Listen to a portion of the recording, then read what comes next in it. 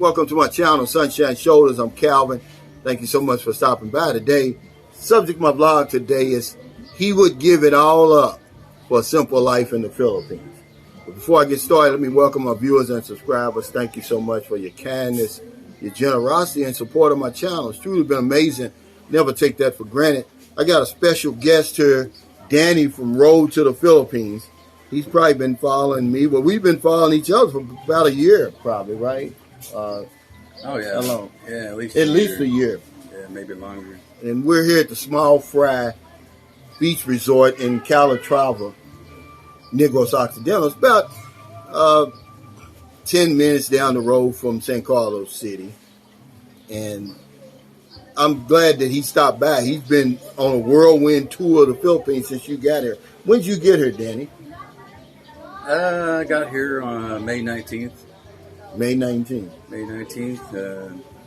Landed in, actually I came from Kansas City to LAX. And then I flew from LAX to Manila, and then Manila down to Davao City. Now, did your girlfriend meet you in Manila? She was actually, she met me in Davao. She picked me up at the airport. Oh, eventually, okay, yeah. When I first got there, yeah, I got out the plane, and I'm like filming it, you know. Hey, I finally got here to Davao City. I'm walking outside the airport, and you know, I'm like looking around. Irene was nowhere, and I'm like looking around all over the place. I'm like, well, damn, where the hell is she? You know. And I come find out she thought that I was going to get stuck. You know, the last time I was here, she said I thought I was going to get stuck in immigration, which that's not the case. But yeah, they had misplaced my luggage the last time I was here, and I was searching around trying to find out where the hell my luggage was. So this isn't your first time to the Philippines? No, second time. Oh, second time. When's the first time did you come? The first time was in October 2019. How long did you stay? 3 weeks. 3 weeks. Yeah, 3 weeks. So what is it about the Philippines? You know, because y'all know my story, right. And I try to tell y'all how much I like this place. And that's why I like to get it straight from the horse's mouth, talk to other people, get their perspective. Right. What is it about the Philippines, in your opinion, that makes men come all the way over here? You know, of course, you know, besides the women and stuff like that. Makes you go through all that 20-hour flight and just all that we put up with. Well, I mean, like you said, besides, you know, I mean, I met Irene, met her on a dating website. What's the name of that site? It was called International Cupid. International Cupid. Is that still going on? Or? Yeah, it's still up and running. They actually have several different other websites that are linked to it. They're all linked together. Is that Filipino Cupid too? Is that connected to that? Yeah, Filipino Cupid, International Cupid, Thai Cupid. That was what I first logged on. Yeah, Thai. Yeah, Thai Cupid. Well, what made you interested in the Philippines, though, of all places? You wasn't in the service, was you? I was in the Navy. Oh, you in the Navy? I never did. But you never came here? Yeah, I never did come over here. You heard stories? Oh, yeah. Like me. Yeah, you know how the Navy is. You know? You hear about all the wild stories. Yeah. But, I mean, to be honest, you know, the Philippines wasn't the first place on my radar. I mean, it's actually Thailand. Thailand was your first place, yeah. Because, you know, I don't know. I think what I was doing, I was doing a bunch of research, you know, on coming to Southeast Asia. Yeah. You know, one of the places I was interested in going to was Thailand. So I started doing all this research on Thailand, you know, and then all of a sudden I got this junk, I call it junk email for a dating website in Thailand.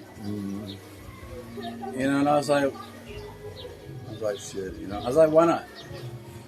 You know, but Thailand or the Philippines? Oh, Thailand. Thailand, yeah. And you know, I just gotten out of a 20-year relationship. Oh, well, were you married for 20 years? Well, we were married for like 10 years, but as far as, you know, from beginning to end, the whole relationship, you know, we were together for 20 years. Oh, man. And, you know, I was looking at that. Bring that over here. Let the viewers see that. We're at Small Fries Beach Resort. Now, he's got real nachos. All right. These aren't these Filipino souped up with mayonnaise on the top and all that. This is real live nachos that you would get in Canada, the U.S. Matter of fact, the owner of this resort is from Canada. Doug, my tennis partner. Yeah, that's what he's saying. Yeah. Go ahead while you're into that. I'm going to enjoy one of these. Well, anyways, I got done joking, and I was like, why not? I mean, what else? What have I got to lose? I've always wanted to go to Thailand. Mm-hmm. And, I created a profile on this Thai Cupid. And, I started, chatting with different women on there. And I got they offered either a monthly, 3 months, 6 months, or a year membership. Mm-hmm. Well, I was like, I'm not in a big hurry to go over there, so I opted for the 1 year membership. And I was overwhelmed. First of all, I logged on there and I was like, why would any woman in Thailand be interested in me? I'm on the other side of the planet, right? That's funny. I was like, I didn't even expect to get any views, on my profile. The day I sent them the money for it, for the 1 year membership, I was flooded with all these notifications. I mean, I'm not lying. I said I was getting, you would get a notification if they looked at your profile, if they hit the heart, where they liked your profile, or they sent you a message, right? Yeah. I was getting hundreds. Oh, wow. Of notifications, every day. And I was like, my God, this is crazy. It's the real chicken wings. Come to Small Fries, guys, when you get here. So you were naive about it. Yeah, I didn't. You've never been on a dating site before? Or? I mean, I kind of dabbled on the U.S. dating websites, but on a lot of those, I never got hardly any views or anything. But on this Thai Cupid, it was overwhelming.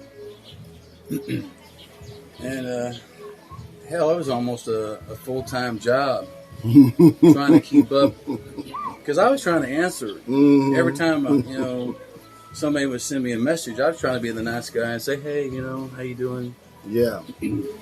For every message I got, I'm just trying to be a nice guy, Then I realized I can't. This is too much. I was staying up till 1 o'clock, 2 o'clock in the morning. Oh wow! Trying to answer all these messages. Well, who ordered all this stuff? Is Irene eating that burger? Who ordered that burger? You? I don't. You got me, dude. My God. Yeah. Now that's nice. Let me see that burger. Now this is the burger.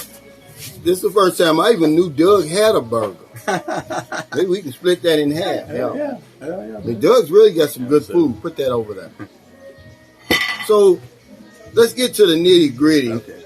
You get on International Cupid, you see Irene. What is it about Irene that made you say, okay, I'm going to take a 20-hour flight overseas on the other side of the planet? Right. Well, I knew that, when I met Irene on International Cupid, we're talking, this is about 9 months in that I've been on these. This was 3 different dating websites. They were all linked together. Thai Cupid, Afro Introductions for Africa, women in Africa, and then International Cupid is when I met her.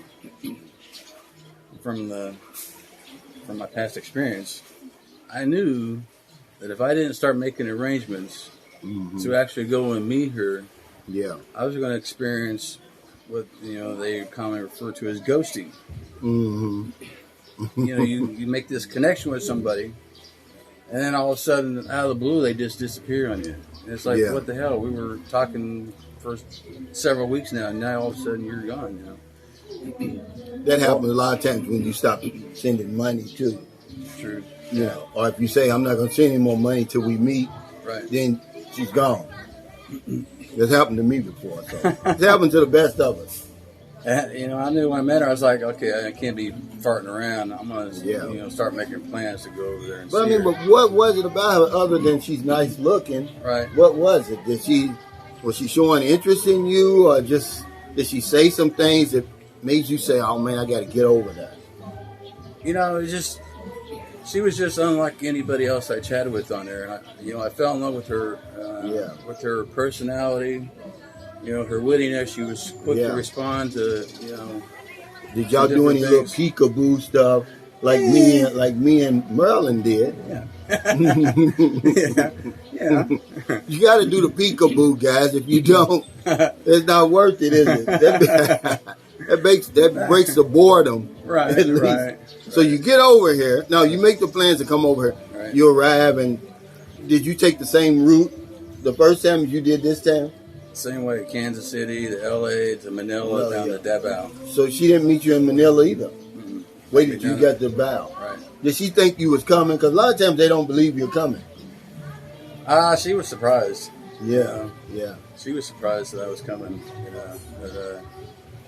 Yeah, I mean, it was just an amazing experience. Was it everything you thought it would be? I was nervous as hell. Yeah. I mean, first of all, I never done anything like this. They can come and eat something. I never done anything like this in my life. This is the first time that I've actually been, what I would consider overseas. Oh, that was the next question I was going to ask you. Because when I was in the Navy, we went to the Bahamas, Virgin Islands. If we went out to sea, we just went out to sea for maybe 3 weeks at the most. Oh, so you never made a cruise?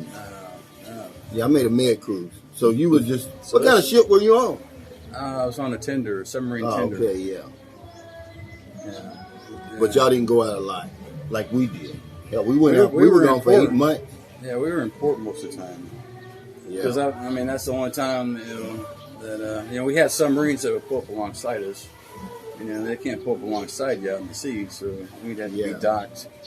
Did you get the smell when you hit the Philippines? You know that it smells. What does it smell to you, like old laundry or something?